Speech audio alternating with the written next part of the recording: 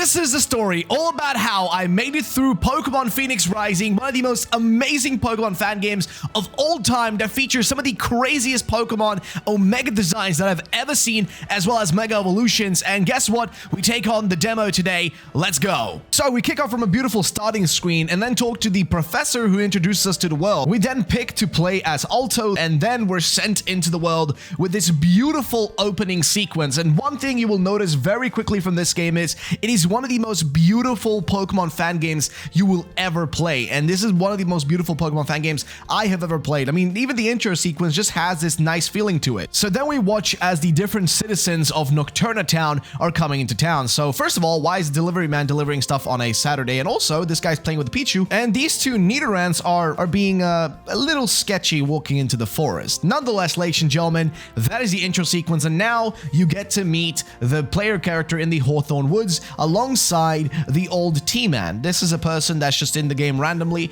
and likes to make tea. We talk to him and then we're given our first quest. And again, you guys will notice this game is beautiful, like just beautiful. So if you press X, that's the menu. The menu is also very, very appealing. It looks very cool. And yeah, this is Pokemon Phoenix Rising. So now let's do the first quest. So we're able to use Z to sprint and we can just, you know, pretty much shift it on and off. And again, like I said, the game is beautiful and gorgeous. However, we then follow the old man inside of his little cabin house out here in the woods, and we complete our first quest. He then tells us about how our dad, our actual in-game dad, is at the Hawthorne Academy or University. Basically, it's like a massive school, and our goal in the game is to technically get there, right? We have to make it there, but before we can do that, the old man doesn't even have tea, which is the reason we came to him, so we have to actually head back, you know, to the city, to our own city, to talk to our mom and get some tea from her, which he's a really incompetent tea maker if you think about it. Either way, the little Nidorans are again being sketchy and weird, but nonetheless, we go back to town. We found some cherry berries, which we pick up and add into our inventory because, hey, is always useful. We then get back to our mom. We talk to her, and she's really surprised that a guy who literally makes tea as his only passion doesn't have tea. Either way, she gives us some of the tea, and we've not completed one of our other quests, which was to specifically get the tea for the old man. And now we just have to head back to him. Before that, though, we do check our actual menu, which again, like I said, looks gorgeous. It is fantastic looking. And they even have like a quest menu, as you can see right there. Either way, back at the old man's place, we get some tea from him. We talk to him a bit about our dad, and afterwards, we're finally done with him, and now we can go and get our starter Pokemon. For our starter Pokemon, there are some weird choices, but first, we gotta talk to the professor's assistant, actually, as the professor is currently not here, but in a different town right across the, you know, the next route, more or less. So we're talking to Lotus, who is the assistant, and they actually let us go through and check out all the different starter Pokemon that we can have. So Patilli, for example, is one of them. We also have the option of getting another Pokemon in this case,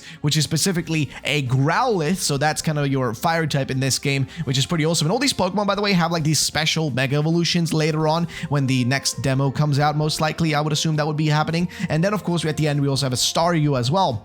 So yeah, now our choice is going to, of course, be pretty interesting. Now, also, if you press F12, you can soft reset the game if you want to get a shiny, but that doesn't really matter to us, as we're just going to go straight for a Growlithe, because that's all that matters. But yes, F12 if you want to reset the game, which, yes, will literally restart it wherever you saved last. So if you want to do that, in case you want to reset it. Either way, we get a Growlithe, and of course, I'm going to nickname it Rufus. It's the same name I gave to basically all of the little dog Pokemon I've used in the past, more or less, and also in World of Warcraft. That's why I call my little Molten Core doggy. But either way, ladies and gentlemen, we talked to this guy outside after getting our little Pokemon, and he tells us that we can use this map here to fast travel to places we've already been. So this is basically what replaces flying in this game. Instead of flying, you just use this, and this is your way of getting around. So you can check the map right here. It's pretty large. Unfortunately, not all of it is accessible at the moment. Either way, now here is our first actual battle with our boy Rufus, which is against a Pidgey. And again, one of the best things about this game, look at the backgrounds. They look so freaking good. This game is just gorgeous.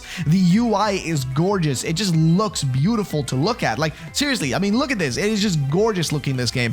After, either way, 2 or so embers, we then take out the Pidgey, and now it is finito, gone. Eventually, also, this game is going to have like a Nuzlocke mode implemented into the game in case you want to do that. But nonetheless, we now make it to Tranquillo Town. So Tranquillo Town is specifically a small little town, like a little farming town, which is pretty cute. And we then first of all go and heal ourselves. And this isn't Nurse Joy, by the way. I think this character, this nurse, is actually called like Madeleine. I could be wrong. I think that is the actual name of this different nurse. But either way, after dealing with her and just healing our Pokemon up, we then go to see what the ruckus is that's up the route. So in the town, there's something happening. Well, guess what? There's currently a sketchy guy who's selling people these sketchy stones, right? He's telling them that they will make people's Pokemon evolve in a special way. And guess what? Well, the professor shows up alongside the police and one of the farmers in town, and they're about to call this man out on his BS, which they do, but eventually he does vanish and he runs away, and we get the quest of trying to find him and catch him. So now that we have the quest, we're gonna have to roll around and look for a few things. First of all, we go to the Pokemon and buy ourselves a few Pokeballs because we do want to catch a new Pokemon, of course. Then we head to the farm area, specifically the Trad Farm. Now, the Trad Farm here, there will be loads of trainers, like for example, this youngster Oliver, who we do end up battling. He has a Sentry to kick things off. We just go right in and use our Ember on this thing, of course, because it does the most amount of damage, more or less. And after 2 Embers, it is gone and deleted. So that's one of our first trainer battles there, done and dusted, and he's gone. So he's also got himself a Pidgey next as well, which we also kind of pretty much defeat in no time. We even get the Burn Hacks, which is just amazing and perfect. After that, though, we keep looking around. We find ourselves a Paralyzed Heal next to one of these thingies. We also look at the quest, and as you can see, the quest log is fantastic UI-wise. Then we run into a Spinarak, and this is, ladies and gentlemen, when we finally decide to capture ourselves a brand new Pokemon. Now, Spinarak has become a bit of a staple on this channel as one of the Pokemon we add to our team. So we try to go right in with a Pokeball. We missed the first time around, which is unfortunate. We get the String Shot on us, which is going to be just lowering our speed, but since we're not trying to do a lot of damage here, it doesn't really matter. We just go straight in for another Pokeball, and this time, it actually works. And we named this thing Thicko. So Thicko it is. That's just the name of our random little Spinarak. But also, luckily enough, right after this, we found a Riolu, and I decided, okay, you know what? Hey, this is perfect. Let's capture this one too, which is exactly what we do. Yes, we got ourselves a Riolu too, and we nicknamed this one Iron Hard. Yes, I don't really know why I nicknamed it this. I just thought about some goofy stuff. Either way, we got ourselves a little Riolu. Now, next we have a battle against one of these campers that is right next to the farm as well. This guy himself has got just kind of a small team. It's nothing really to worry much about. We got ourselves easily taking him out. He's got a Milk Tank, of course, which is a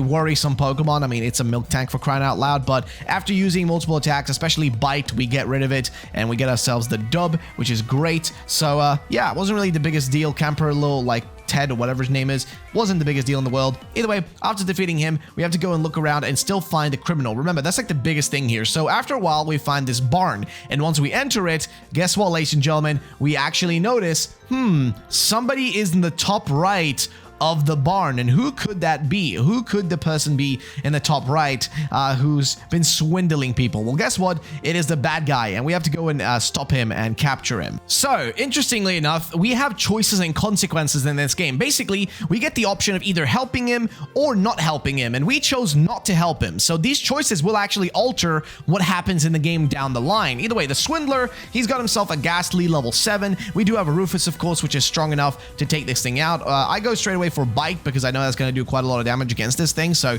of course, it does end up doing that, and we get rid of the Ghastly in no time. He does have another Pokemon, though. In this case, is going to be specifically a Scraggy. And Scraggy, in this case, I was wondering, well, Bite's not really going to be super effective, so let's just go for Ember instead, hoping maybe to get a Burn as well, if possible, I guess. But we do also have the backup Pokemon, except we haven't really healed them yet, so they are a little bit more risky to use. However, after multiple Embers, we have just enough HP to get through this, and we get the dub, and we defeat this Swindler. And next, well, what's supposed to happen happens, which is the police shows up, and he gets arrested. We then head over back to the Pokemon Center to talk to the professor, as she's going to be rewarding us with specifically an item, and this item is, of course, the Pokedex. We need the Pokedex to go exploring the world and all that sort of stuff. So she gives us the Pokedex, and now it's time to go and explore the world. So after getting that, our mom actually shows up and gives us another item, specifically the Pokey Strap. Now, the Pokey Strap gives us this bar at the bottom that shows us our Pokemon, and also kind of works like the Poketch back in Generation 4, if you guys remember that.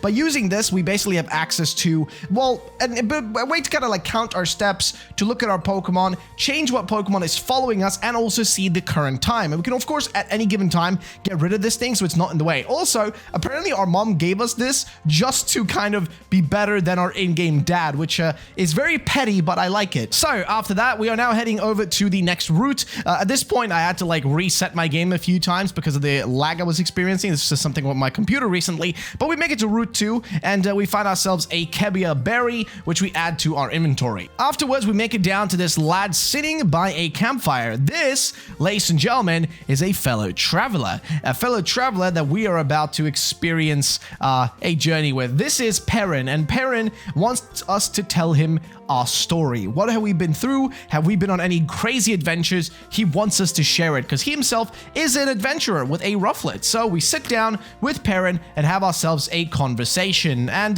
very much quickly on, after telling him the story, eventually he gets a bit angry when he hears that our dad works at the, I guess, Pokemon Academy, which to him is not really making us a proper adventurer. So that pisses him off and he wants to battle. So Perrin kicks off with a Larvitar and we go straight for the Ember, which doesn't do a lot of damage, and then he also goes for the Iron Defense, which of course going to increase his regular defense. He also Stealth Rocks us, which is horrible, as the Stealth Rock can really be detrimental to us. Then the Leer comes in and our defense falls once again. So we are in a bit of a precarious situation right here. Luckily, Rufus is level 12, which does come in handy. Of course, the over-leveling does help out. Then he goes into like his little Helioptile there, and that thing is gone very quickly, leaving now the Rufflet and of course the switched out Larvitar, of course, left to go. The Rufflet, luckily enough, we are able to do a lot of damage and get the burn on it, which is exactly what we need. The burn hacks were super necessary, and the burn hacks is exactly what kills it at the end, leaving only Larvitar left, and we hit it with another one of these Embers, which doesn't kill it, so we give it another Ember,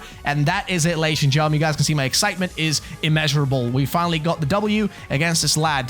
Then we continue on down the route. We met a random, like, rich kid who we defeat as well, and then we learn Fire Fang on our Growlithe. So Rufus has Fire Fang now. Then we continue on, and we make it to Sonata Town. Now, Sonata Town is a nice little cute place, and like I said, this game looks beautiful, but we run into these two fellows who are actually interacting with this girl right here. So this is a dad and his daughter, but they're talking to this girl that seemingly is a little bit frustrated about something happening in one of the swamp areas close by, and for some reason, this man gets pissed off at us, and he blames us for her running away, and then tells us to do a quest where we have to go and find her, which I'm gonna be honest, what do you mean?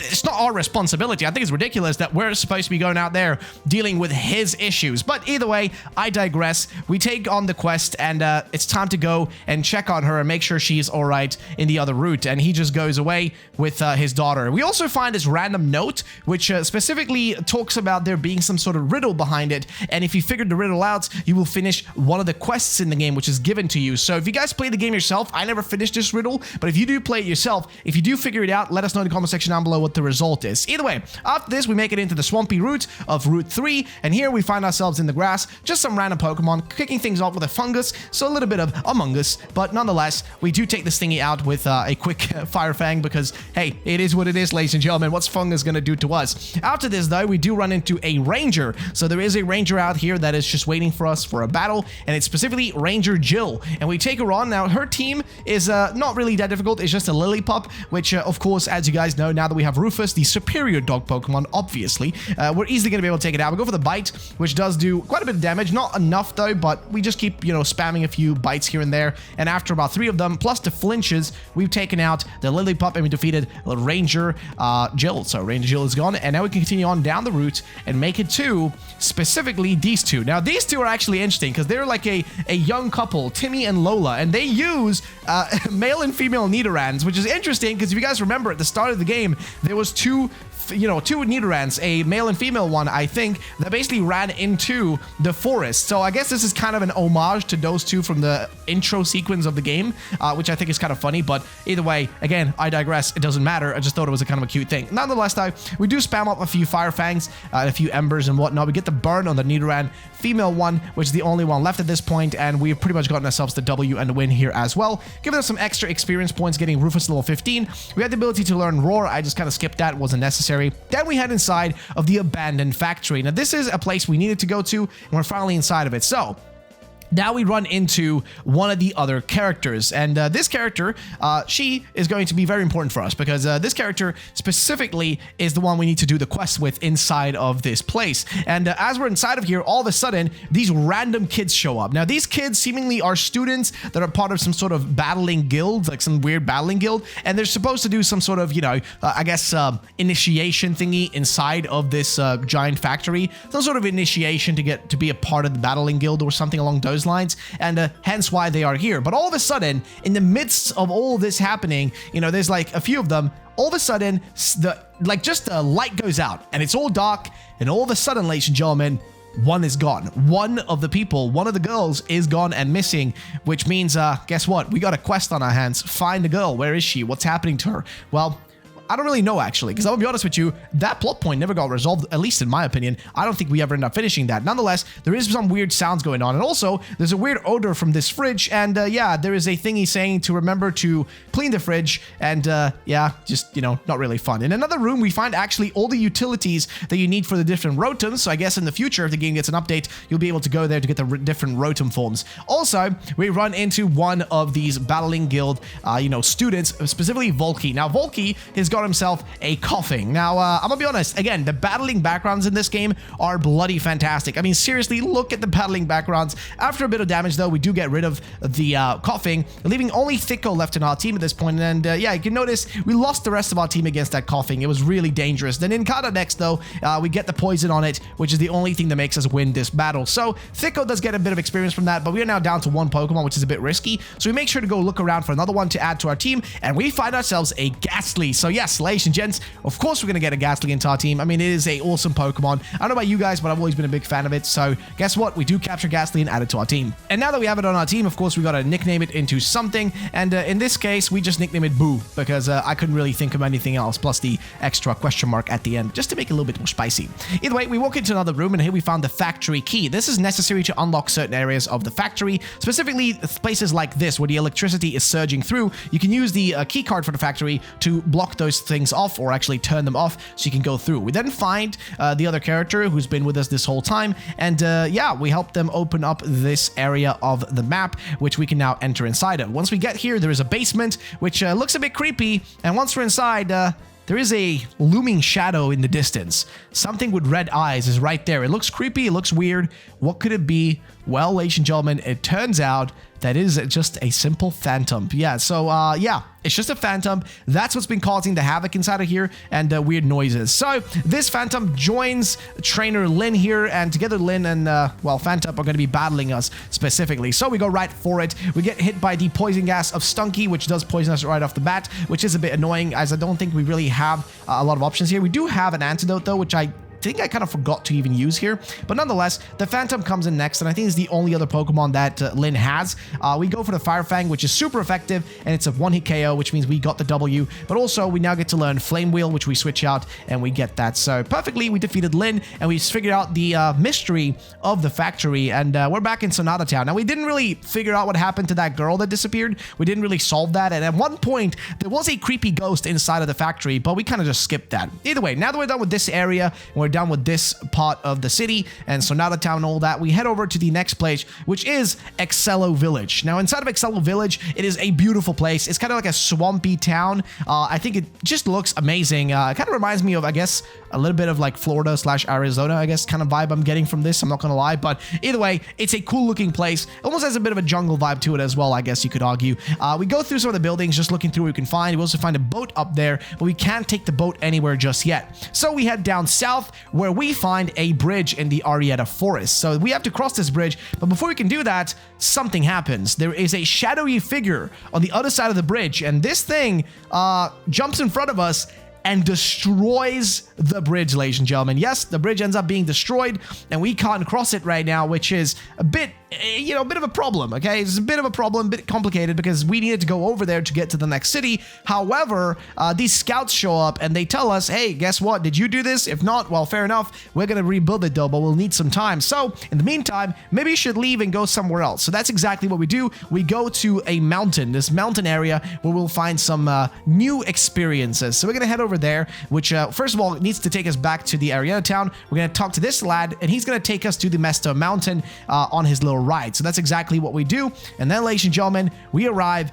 at the Mesto Mountain. And this place is basically a cool area that has got some festivities going on right now. And I also do love, like, every time you enter a new area, you have these, like, really cool intro sequences, and I just think they look sick. Also, here we run into Lynn with Phantom, who's just telling us all about, like, the different festivities that go on here, and that Lynn is also going to be enjoying the festivities as well, and that we should just go out there and enjoy it at the same time too, which is exactly what we'll do, because this is an ancient village, so there is a lot of history that can be learned. We also pick up a Chesto Berry, which is right in front of us, which is great. Just add that to our bag and just give ourselves more resources. Then we head over and we find a Virizion statue and a girl that talks about it, and a bunch of people just celebrating the, you know, the festival. It's just a festival to celebrate the ancientness, I guess. Not really ancientness, but the hero of this place and stuff along those lines. And as we run around here, there's a lot of different characters, but we do run into a camper, and I was a bit annoyed at this point. I was like, I didn't really want to battle him because he had 4 Pokemon, starting off with a Woobat, and we already were low on HP, so we go right in, we use the fresh water to heal ourselves up, and then go for Flame Wheel, which does a lot of damage, and we do get the KO on that bad boy eventually. Next up is Grubbin. Luckily, of course, because of it being a bug type, just a single Flame Wheel, and it is gone, leaving now the next Pokemon being a Growlithe as well. We go for Bite, which does not about half HP, but about like 35% or so, and then after that it's gone, leaving now the Cutiefly. So Cutiefly, of course, is also going to be just destroyed by a singular Flame Wheel, and there we go, the camper is gone, and now we can make our way closer to the mountain. But before that, we do run into Nurse Madeleine. So, of course, if we do battle here and we defeat her, she'll be able to heal our Pokemon, and she only really has like 2 Pokemon, so it's not the end of the world. So we go Flame Wheel on the Fanfy, we get the burn again, and I mean, I really mean it, we're getting the burn hacks all the time. We got so lucky with that. Then there's a Spinda, we get to go for the Flame Wheel, and they tried to use a Flame move against us as well, but it didn't work, so because we had the Flash Fire, of course, so we're fine in that regard. We're level 19 at this point on Rufus, and unfortunately I do not end up evolving at any point in this playthrough. I might do it in a future one, but for now I just didn't really evolve it, and we head back up and get to the top of the mountain where the ancient ruin is with the Virizion statues outside. We explore a bit outside and just look, because there's a peak that you can look out from, which looks really awesome, and if you interact there's actually a Pretty Wing. Yes, you can get a Pretty Wing item just right there randomly. Either way, after doing this, we head inside the temple to see what's going on. Now, inside of here, we do meet someone very, very interesting, and this is one of the important characters. There's 3 of these important characters in this game that you'll actually run into, and this is one of them. So this person is from this area, and they're talking about how this war of contempt led to where they are today. Peace always comes at a cost, and either fight and die for it, or you bury your head in the sand. And there is a picture of an army, I guess, attacking what seems to be a picture of Ho-Oh. And this person turns around and notices that we are here, and there's some weird noises going on. There's something happening inside of here, and we got to help out and figure it out. So that's exactly what we do. There is a puzzle inside of this area. We got to figure out what this puzzle is, solve it, so we can get to the bottom of it, which is exactly what we do.